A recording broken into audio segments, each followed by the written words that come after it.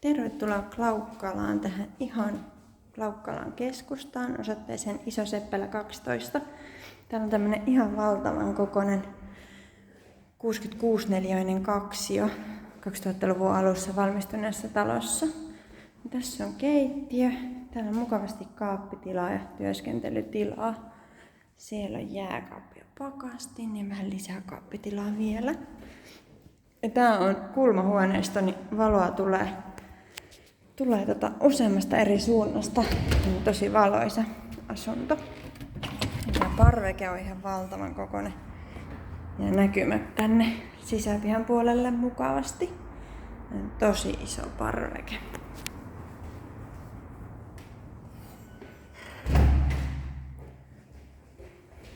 Sitten täältä löytyy makuuhuone.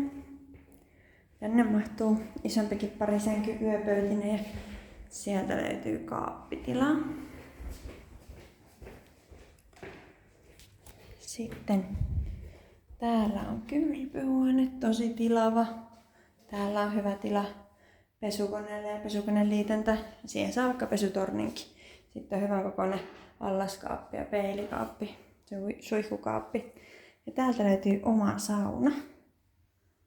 Hyvän kokoinen sauna ja täällä on myös ikkuna ulos, mikä on tosi mukava. Saa tuuletettua ja tulee luonnonvaloa sinne. Sitten tässä on eteinen. Täällä on tommoset peililiukuovelliset kaapit ja muutenkin mukavasti kaappitilaa.